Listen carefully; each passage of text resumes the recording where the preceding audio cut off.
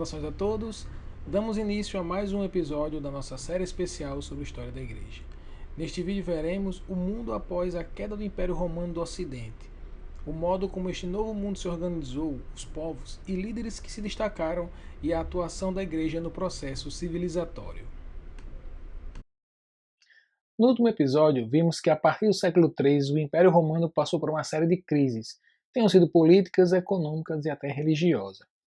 Vimos também o surgimento de imperadores que se convertiam ao cristianismo e a partir daí passavam a favorecer o culto cristão, pondo fim às perseguições que existiam. Estes mesmos imperadores promulgavam novas leis influenciadas pela caridade cristã. Tudo caminhou para que no ano de 380 o imperador Teodósio tornasse o cristianismo a religião oficial do império, proibindo o existente culto pagão.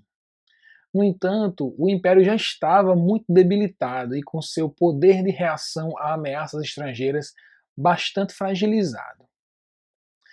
E que ameaças eram essas? Muito bem. Para além das fronteiras imperiais, havia povos que não foram conquistados pelo exército romano. Esses povos eram chamados bárbaros.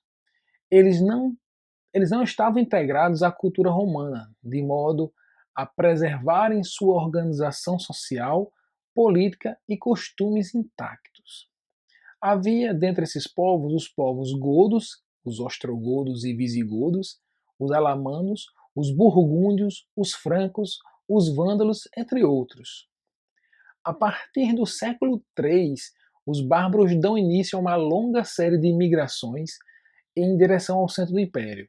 Nesse processo, a princípio pacífico de integração ao mundo romano, alguns povos bárbaros agiram como aliados dos debilitados romanos, fazendo, por exemplo, a patrulha das fronteiras do império. A principal razão apontada para esse processo migratório foi a ofensiva do povo huno, que era um povo vindo da Ásia. Isso era um povo guerreiro, com pretensões de conquista, que eram comandados pelo famoso rei Átila. Mas por hora deixemos para falar dos hunos daqui a pouco. Vamos voltar a falar dos bárbaros. Já a partir do conturbado século III, muitos bárbaros recebiam do governo imperial uma autorização para poderem formar assentamentos rurais em troca de serviço militar. Eram chamados federados. Lembremos que dentro do cenário de crise que havia no Império, existiam poucos soldados para manterem a ordem e a segurança nas fronteiras. Logo, a contratação de bárbaros para as fileiras militares foi medida necessária. Para se ter uma ideia, por volta do ano 400, cerca de 40% do exército romano era composto por mercenários vindos dos povos bárbaros. Vejam só como era a situação naquele tempo. Ao se integrarem ao mundo romano, devido ao árduo trabalho de bispos e monges, os bárbaros se converteram ao cristianismo. Porém, a maior parte deles abraça a fé cristã na forma da heresia ariana. A princípio, apenas os bárbaros francos aceitaram a fé cristã católica. Vamos detalhar agora os principais desses povos bárbaros. Havia os povos visigodos, que foram os primeiros a chegar ao Império Romano, sendo contratados para a proteção das fronteiras. E esses visigodos eram guiados pelos reis Alarico I e Ataúfo, invadiram Roma e a Península Itálica e depois se fixaram na Espanha. Destacamos também, dentre os povos bárbaros, os francos, que ajudaram os romanos a defender as fronteiras e se fixaram como federados a partir do século V. Sob o comando dos reis merovingios e carolíngios, surge um verdadeiro império que consegue repelir os demais povos bárbaros e, daí, instaurar um reinado cristão. Veja que interessante. Aliás, o primeiro reino cristão católico da história. Mas voltaremos em breve a falar dos francos, ok? Seguindo, havia os vândalos que, chefiados pelo rei Genserico, tomaram a Península Itálica até serem expulsos pelos visigodos e em seguida formaram um reino no norte da África até sua derrota frente aos bizantinos. É digno de se dizer que os vândalos eram adeptos do arianismo e perseguiam ferozmente os católicos. Agora vamos falar dos povos hunos, tidos como o principal motivo das migrações bárbaras. Os hunos eram povos oriundos da Ásia, também chamados de mongóis. A princípio eram nômades, mas depois se instalam no sudeste da Europa. Muitos líderes hunos serviram ao Império Romano.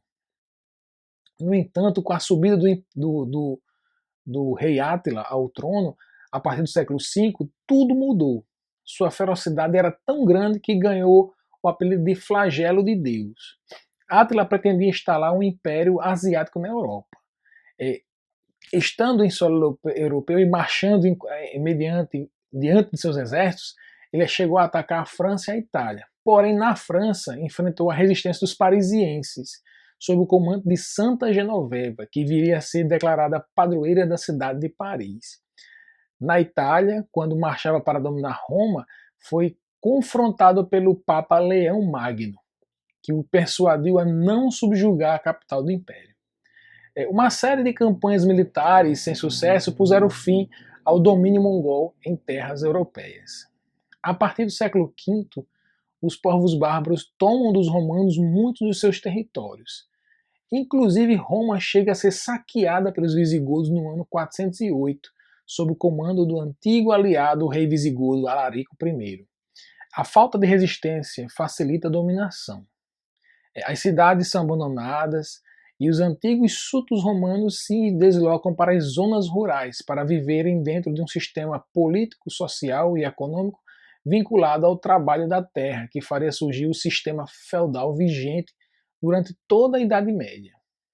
Num último golpe, no ano 476, o rei ostrogodo Odoacro destronou o último imperador do Ocidente, Rômulo Augusto. Criou-se entre os cristãos um clima de fim do mundo. O medo e a incerteza tomaram conta de todos. No entanto, em meio ao caos, a igreja despontou como a única esperança de civilização frente ao sombrio mundo que surgia. Na ausência de um poder central, coube aos bispos serem representantes do povo e aos mosteiros protegerem a cultura clássica e recuperarem a sociedade medieval. Com a queda de Roma e do Império Ocidental a partir do século V, surgiram reinos bárbaros em seus antigos territórios. Surgiu o reino visigótico na Espanha, o reino franco na Gália, que é a atual França, o reino dos vândalos no norte da África e na Itália, e por aí vai. Uma marca desses reinos foi a assimilação da fé cristã. Como já foi dito, com a exceção dos francos, esses reinos adotaram a fé cristã ariana, ou seja, eram adeptos de uma heresia condenada no primeiro concílio ecumênico da Igreja, no ano 325, que pregava que Cristo não era Deus, mas sim uma criatura sem divindade. Os francos foram o primeiro povo bárbaro a se converter à fé cristã católica. Os primeiros reis francos sempre tinham em seus palácios pessoas de grande devoção cristã, como Santa Genoveva, por exemplo, que, como vimos, organizou a resistência de Paris contra a invasão dos hunos de Átila.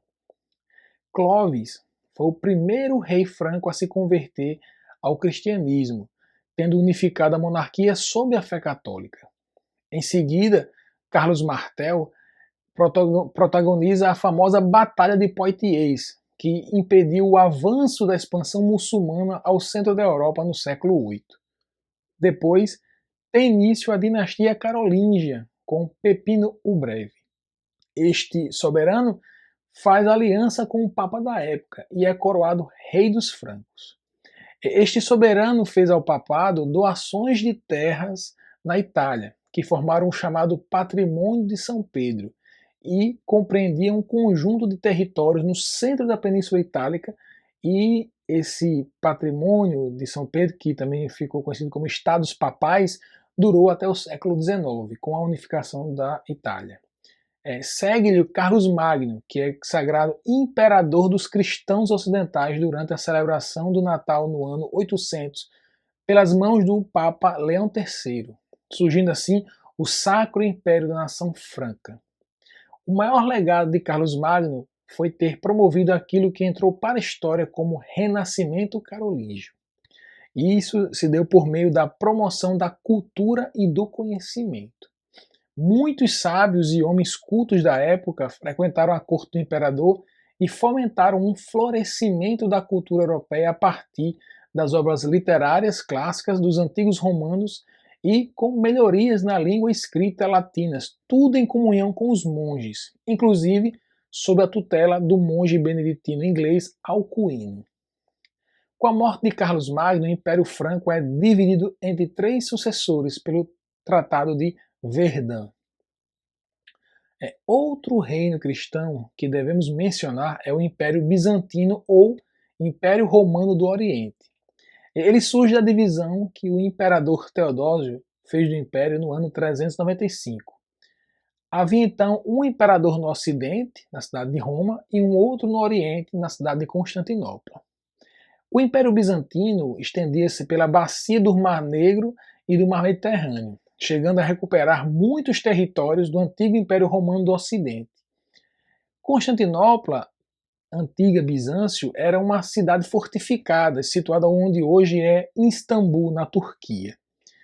Conseguiu resistir ao avanço dos bárbaros enquanto o Ocidente era dominado.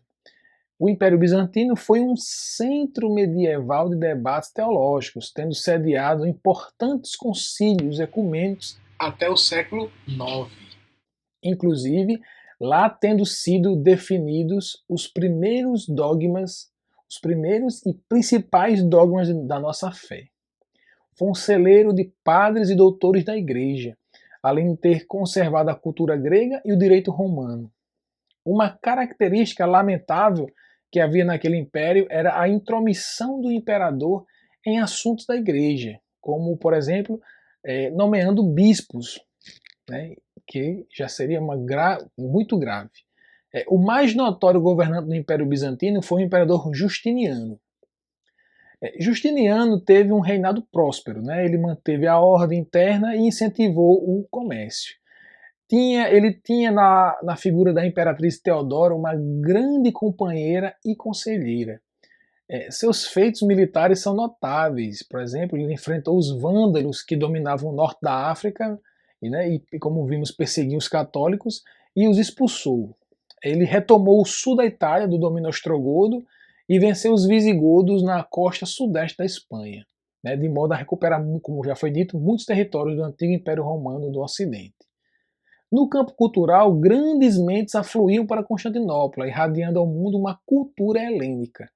Nessa esteira de renovação cultural, Justiniano legou para a humanidade 2 grandes obras, a Basílica de Santa Sofia e uma compilação de leis romanas chamada Código de Justiniano ou Corpus Iuris Civilis, em que fez sentir sua religiosidade cristã.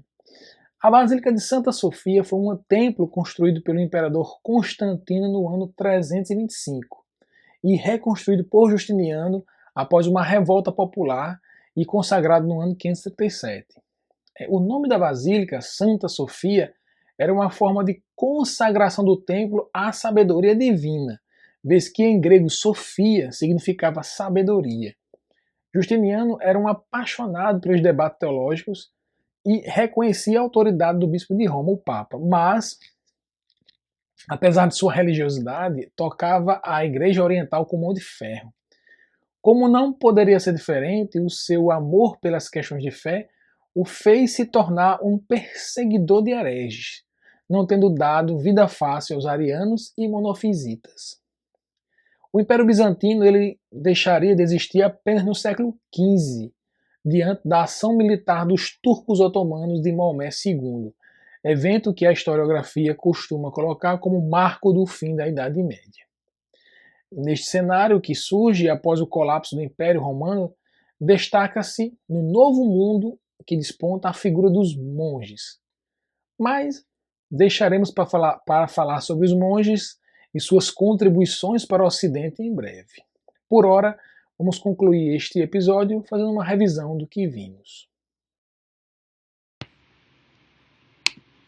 Neste episódio, nós vimos que os bárbaros eram povos que viviam fora do domínio romano, que eles adentraram o Império a princípio de forma pacífica, estabelecendo alianças, depois conquistaram o poder pela força e derrubaram o Império Romano do Ocidente.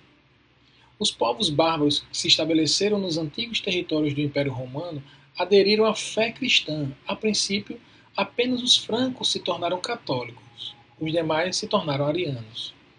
Dentre os povos bárbaros, destacam-se os francos, que estabeleceram laços com o papado e formaram o primeiro reino cristão, e com o imperador Carlos Magno surge no ano 800 o Sacro Império da Nação Franca. Costuma-se dizer que a França, região onde viveram os francos, é a filha mais velha da Igreja.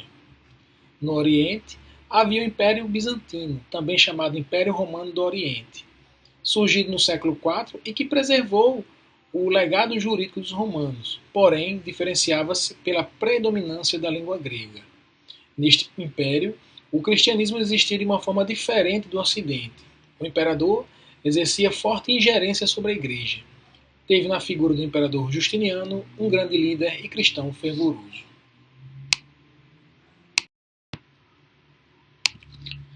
Encerramos nosso terceiro vídeo da série especial sobre a história da Igreja. Aguardamos você no nosso próximo episódio. Que a Virgem Santíssima interceda por todos nós. Fiquemos todos na paz do nosso Senhor Jesus Cristo. Um forte abraço.